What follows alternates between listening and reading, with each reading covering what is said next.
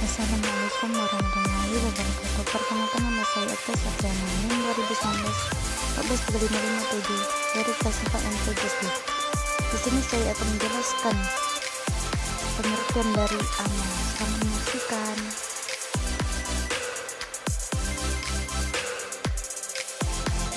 Sistem Among adalah cara pelaksanaan pendidikan di dalam gerakan pramuka. Sistem Among merupakan hasil pemikiran Raden Miswardi Surya Merak atau yang kita kenal sebagai Ki Hajar Dewantara, bapak pendidikan dan pendiri perguruan Taman Siswa.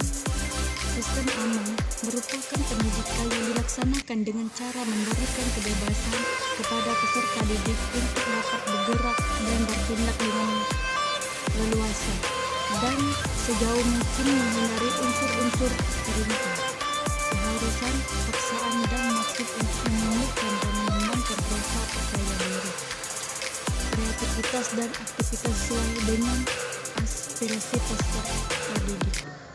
Sistem Among mewajibkan pembina pramuka melaksanakan prinsip-prinsip kepemimpinan sebagai berikut. 1. Ini harus langsung teladan, maksudnya dapat menjadi teladan. 2. Ing Madia Mangkorsa, maksudnya di tengah-tengah mereka pembina membangun kemauan. 3. Tut Wuri Handayani, maksudnya dari belakang pembina memberi daya atau kekuatan atau dorongan dan pengaruh yang baik ke arah kemandirian. Dalam melaksanakan tugasnya, pembina pramuka wajib bersikap dan berperilaku 1. Cinta kasih, kejujuran, keadilan, kepantasan, keprasajaan atau kesederhanaan, kesanggupan, berkorban, dan kesetiakawanan sosial. 2. Disiplin disertai inisiatif. 3. Bertanggung jawab terhadap diri sendiri sama manusia, negara dan bangsa, alam dan lingkungan hidup, serta bertanggung jawab kepada Tuhan Yang Maha Esa. Sistem Among dalam gerakan pramuka memberi kesempatan kepada peserta didik untuk mengembangkan pribadinya, bakatnya, kemampuannya, cita-citanya.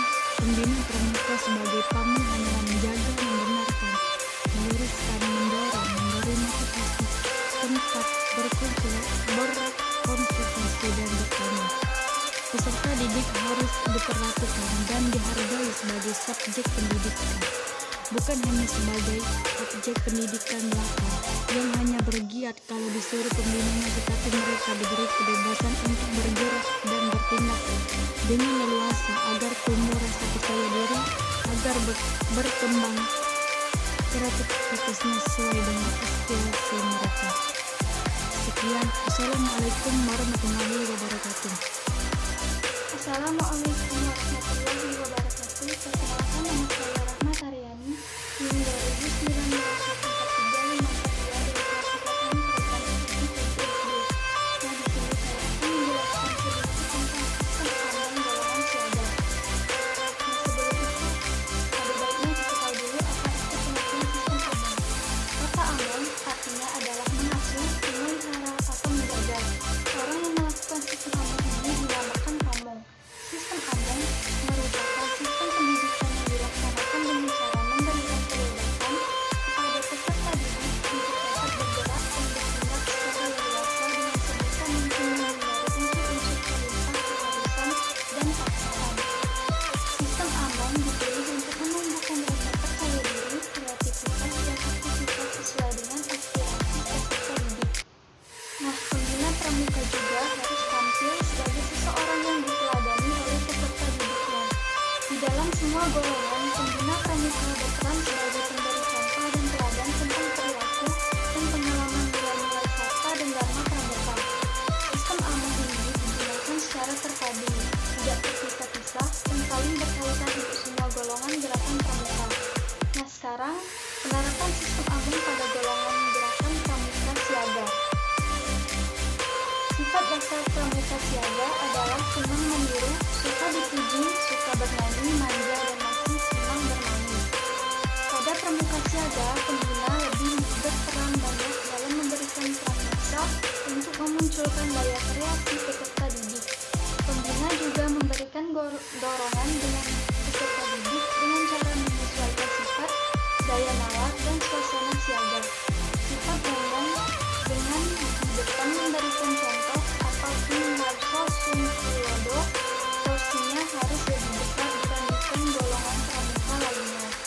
Nah, itu saja penjelasan dari saya tentang sistem among golongan siaga. Terima kasih. Wassalamualaikum warahmatullahi wabarakatuh. Assalamualaikum warahmatullahi wabarakatuh. Salam pramuka.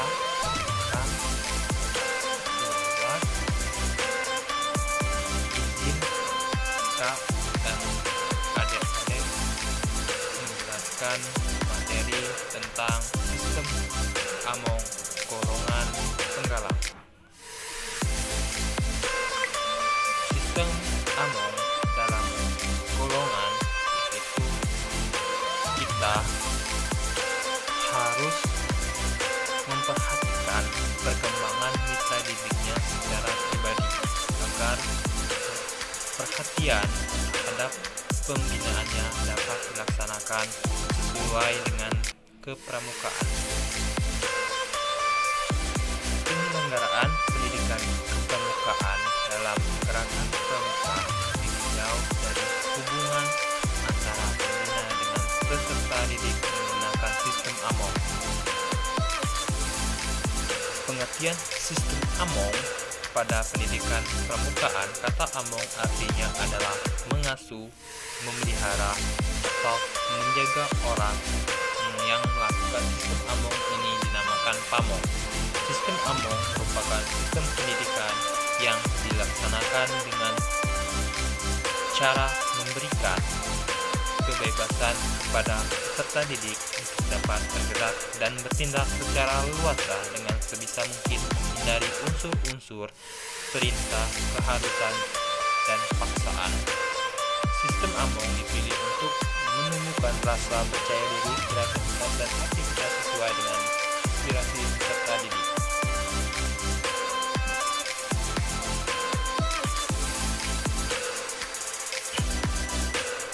Sistem among pada pramuka penggalang. Pada pramuka penggalang, sifat-sifat pramuka siaga masih ada sebagian yang terbawa. Pramuka penggalang senang bergerak dan mengembara, sudah mulai menyukai lawan jenis, senang mencoba-coba, dan menyenangi hal-hal yang bersifat kepahlawanan.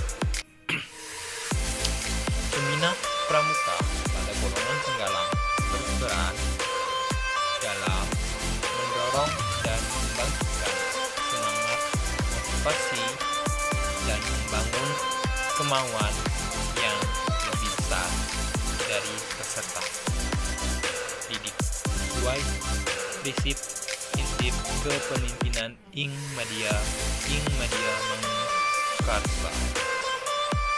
Mungkin itu saja yang dapat kakak sampaikan. Lebih kurangnya kakak mohon maaf kepada Allah, kakak mohon ampun. Wabillahi taufiq wal hidayah. Wassalamualaikum warahmatullahi wabarakatuh. Salam pramuka. Mungkin itu saja yang dapat kakak sampaikan. Lebih kurangnya kakak mohon maaf kepada Allah, kakak mohon ampun. Wabillahi taufiq wal hidayah. Wassalamualaikum warahmatullahi wabarakatuh. Salam pramuka. Assalamualaikum warahmatullahi wabarakatuh. Perkenalkan, nama saya Ila Aisyah, NIM 2019 143536. Saya berasal dari kelas 4 NPGSD. Baik, seperti biasa di sini saya akan menjelaskan materi kita yang berjudul syarat menjadi seorang pembina pramuka, yaitu ada 13 persyaratan. Yang ke-1, setuju terhadap anggaran dasar AD gerakan pramuka. 2. Seorang yang kuat keyakinan agamanya. 3. Mengerti berpedoman berpihak sesuai dengan Pancasila seperti tercantum dalam Undang-Undang Dasar 1945 serta setia terhadap Undang-Undang Dasar dan Pancasila. 4. Seorang yang berkemauan kuat, berkemampuan memandai, mau dan mampu membina serta bergerak di lingkungan anak. 5. Sopan, ramah, dan berpendirian tegas serta memiliki kesadaran. 6. Mempunyai kemauan dan kemampuan untuk selalu bertambah pengetahuan anak didiknya. Dan 7. Mengikuti perkembangan suasana sekitarnya, masyarakat desa, masyarakat kota, masyarakat seluruh tanah air Indonesia dan perkembangan dunia. 8. Sanggup menyediakan waktu untuk tugas pembina. 9. Mempunyai banyak bahan-bahan dalam cerita pembina dan menyayangi. Dan 10. Mempunyai kecakapan untuk membina. 11. Mau dan mampu mengupgrade diri, misalnya mengikuti kursus yang diselenggarakan Kawacir cabang, Kawacir daerah maupun Kawacir nasional, tingkat mahir aplikasi maupun ahlinya. Dan 12. Menerima saran dan pendapat meskipun dari seorang yang lebih muda usianya. Dan yang terakhir 13. Mempunyai kecakapan praktis dan teknik dalam bidang kepramukaan. Baik, itu saja persyaratan menjadi seorang pembina pramuka. Saya akhiri, wabillahi taufiq wal hidayah. Wassalamualaikum warahmatullahi wabarakatuh.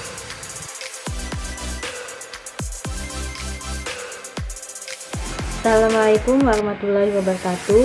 Kenalkan, nama saya Ratna Timur, NIM 2019-14-3559. Di sini saya akan menjelaskan tentang metode kepramukaan.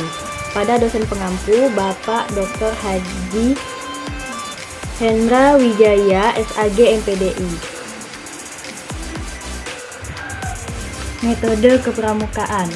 Metode pramukaan itu pedoman untuk anggota pramuka melaksanakan pembinaan di lingkungan pramuka, baik di tingkat satuan, gugus depan, dan tingkat yang lebih tinggi. Metode ini disusun dari beberapa bagian yang merupakan satu kesatuan yang saling berkaitan, antara lain yang pertama yaitu 1. Pengamalan kode kehormatan pramuka. Kode ini digunakan sebagai dasar seluruh aktivitas dari anggota pramuka. Yang kedua yaitu belajar sambil melakukan. Pendidikan dalam gerakan pramuka merupakan proses dari rekaman pengalaman. Maka dari itu, kegiatan perencanaan, melakukan evaluasi merupakan satu rangkaian kegiatan untuk menggali pengalaman dan hal-hal yang menjadi pelajaran dalam seluruh rangkaian kegiatan. Yang ketiga yaitu sistem berkelompok. Sistem berkelompok dalam gerakan pramuka merupakan wadah berlatih anggota untuk bisa bersinergi dengan orang lain. Yang keempat yaitu kegiatan yang menantang dan meningkatkan serta mengandung pendidikan yang sesuai dengan perkembangan rohani jasmani peserta didik. Kegiatan menentang tidak selalu mengandung resiko yang cukup besar bagi pesertanya. Inti dari kegiatan menantang selalu mengandung bagaimana kita bisa membuat suatu kegiatan menjadi menarik, menantang untuk diselesaikan. Yang kelima yaitu kegiatan di alam terbuka. Berkegiatan di alam terbuka akan membuat seseorang lebih ekspresif dan bebas. Yang keenam, sistem tanda kecakapan. Pramuka memberi penghargaan bagi mereka yang telah mencapai tingkat atau skill tertentu dengan memberikan badge yang membuktikan bahwa si pemakai mempunyai kualitas sesuai dengan tertera pada badge-nya. Yang ketujuh yaitu sistem satuan terpisah untuk satuan putra dan putri. Pendidikan untuk semua baik putra maupun putri. Pramuka memberikan kegiatan yang dilaksanakan oleh putra dan putri tanpa melanggar norma. Yang kedelapan yaitu kiasan dasar, simbol atau istilah atau kiasan yang digunakan di dalam gerakan pramuka. Kemudian definisikan sesuai dengan umumnya. Simbol-simbol atau kiasan-kiasan yang dipergunakan di dalam gerakan pramuka selalu berhubungan dengan alam sekitar dan mudah dikenal. Simbol-simbol yang dimiliki makna tertentu yang berhubungan dengan sesuatu yang diwakilkannya. Misalnya, Raimuna adalah kegiatan bertemunya seluruh pimpinan pramuka penegak pandega baik di tingkat klasik, ranting, cabang, daerah maupun nasional. Mungkin itu saja materi saya tentang metode kepramukaan. Assalamualaikum warahmatullahi wabarakatuh. Assalamualaikum warahmatullahi wabarakatuh. Saya Adini Nurul Fadila, NIM 2019 143526, kelas 4N PGSD Universitas PGRI Palembang. Sebelumnya yang saya hormati kakak pembina saya yaitu Bapak Dr. CH Hendra Wijaya SAG MPDI, serta kakak-kakak, teman-teman dan adik-adik semuanya. Di sini saya akan menjelaskan tentang metode pembinaan pramuka siaga. Dalam pramuka siaga diperlukan metode yang tepat agar tujuan dari pendidikan kepramukaan pada pramuka siaga dapat tercapai dengan baik.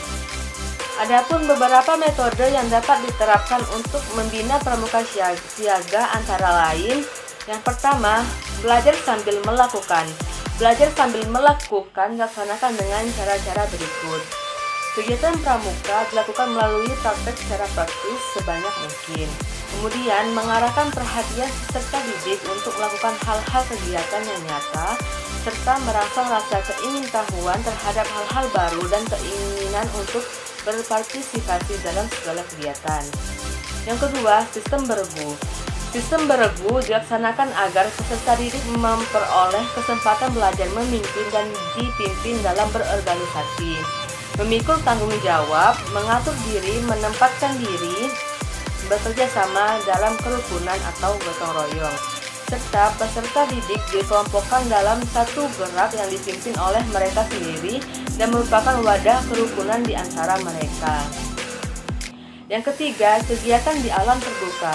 Kegiatan di alam terbuka memberikan pengalaman adanya saling ketergantungan antara unsur-unsur alam dengan kebutuhan untuk melestarikannya.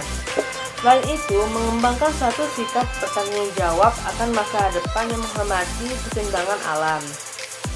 Kegiatan di alam terbuka memotivasi peserta didik untuk menjaga lingkungannya dan setiap kegiatan hendaknya selaras dengan alam. Kegiatan di alam terbuka dapat mengembangkan kemampuan diri mengatasi tantangan yang dihadapi, membangun kesadaran bahwa tidak ada sesuatu yang berlebihan di dalam dirinya, menemukan kembali cara hidup yang menyenangkan dalam kesederhanaan, dan membina kerjasama dan rasa memiliki. Baiklah, mungkin hanya itu saja yang bisa saya sampaikan tentang metode pembinaan pramuka siaga. Saya ucapkan terima kasih dan saya akhiri. Wassalamualaikum warahmatullahi wabarakatuh. Salam pramuka. Assalamualaikum warahmatullahi wabarakatuh. Perkenalkan, nama saya Alina, NIM 2019 143560, dosen pengasuh dokter kehajian dari SAG MPDI. Di sini saya akan menjelaskan sifat-sifat pramuka siaga dan metode pramuka penggalang. Yang pertama, sifat pramuka siaga adalah A. Sifat karakter yang positif antara lain senang bermain, bergerak, bekerja, dan senang menulis, senang hayal, dan senang menyanyi, gemar mendengar cerita, senang bertanya, ingin tahu, ingin coba. B. Sifat dan karakter yang kurang positif antara lain labil, emosional, dan egois, manja, mudah putus asa, sensitif, rawan, mudah kecewa, malu-malu, memerlukan perlindungan, dan lain-lain. Dengan memanfaatkan sifat karakter siaga baik positif maupun yang negatif, pembina mengemas kegiatan latihan di kehidupan antara lain dalam bentuk permainan yang penuh gerak, cerita, dongeng, nyanyi, dan nari. Sifat-sifat pramuka penggalang. Pendidikan kepramukaan diarahkan pada 5 bidang pengembangan diri peserta didik yang mengikuti perkembangan spiritual, emosional, sosial, intelektual, dan fisik. Salah satu dari metode kepramukaan adalah kegiatan yang menantang dan menarik serta mengambil pendidikan yang sesuai dengan perkembangan rohani dan jasmani peserta didik. Kegiatan untuk pramuka penggalang lain bersifat 1. Patriotisme, 2. Sekolah, 3. Kompetisi berguruan kelompok, 4. Aktualisasi diri melalui seni budaya, 5. Kompetensi perorangan di bidang ekonomi, 6. Kepedulian sosial, 7. Kemanfaatan lingkungan dan korporasi dengan saja yang dapat saya jelaskan. Terima kasih. Assalamualaikum warahmatullahi wabarakatuh.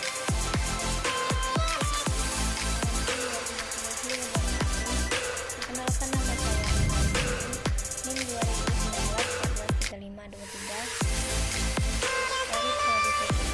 Baiklah, saya di sini akan menjelaskan tentang materi cara membina pramuka siaga.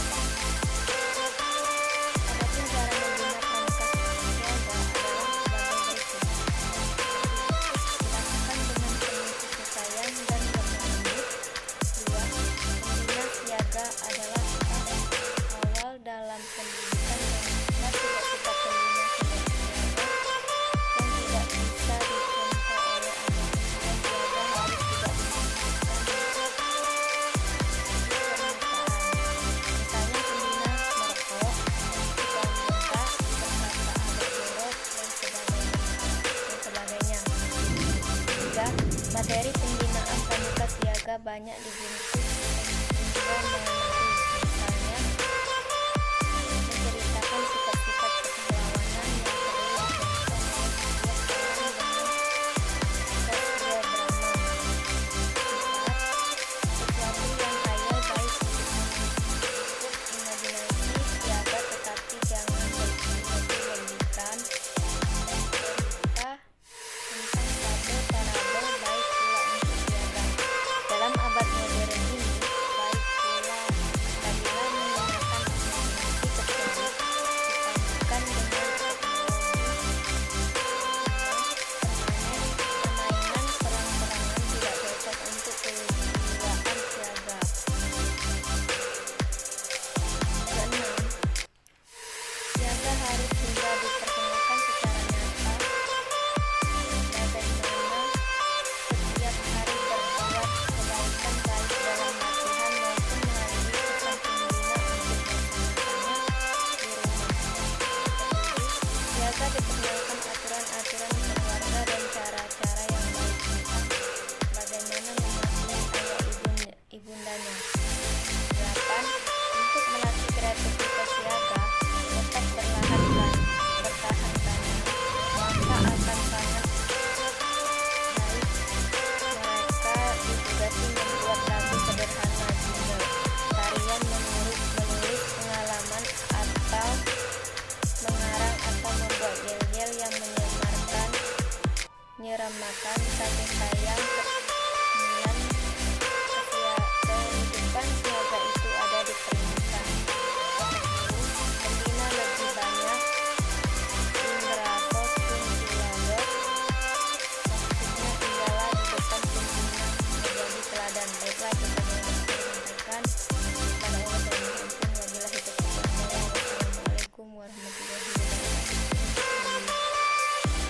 Assalamualaikum warahmatullahi wabarakatuh. Perkenalkan, nama saya Desi Ismaili, NIM 2019 dari prodi PBC Fakultas Keguruan dan Ilmu Pendidikan Universitas Kediri Palembang. Dalam video kali ini, saya akan menjelaskan tentang cara mengatasi problematika cara membina pramuka siaga. Dalam mata kuliah kepramukaan yang dibimbing oleh Pak Hendra Wijaya, langsung saja pada materinya. Dalam membina siaga, perlu dipahami bahwa seorang anak sepanjang hayatnya akan mengalami berbagai perubahan dan pengembangan diri sehingga menjadi seorang dewasa yang berciri-ciri. Seorang anak bukan dewasa yang berbentuk mini, dan sebaliknya juga tidak dapat dikatakan bahwa manusia dewasa merupakan anak dalam bentuk dan ukuran besar. Jadi dapat dikatakan bahwa membina siaga bukan berarti membina penggalan kecil. Selain berorientasi kepada sifat dan ciri-ciri anak usia siaga, dalam merencanakan kepramukaan bagi pramuka siaga perlu dipahami aspirasi dan kebutuhannya sesuai situasi dan kondisi serta materi atau kegiatannya.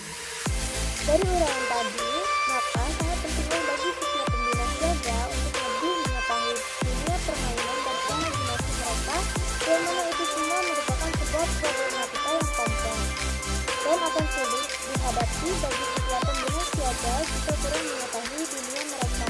Dari itu, semua pembina siaga juga akan selalu dituntut dari segi kreativitas dalam memberikan permainan yang edukatif, inovatif, dan penuh makna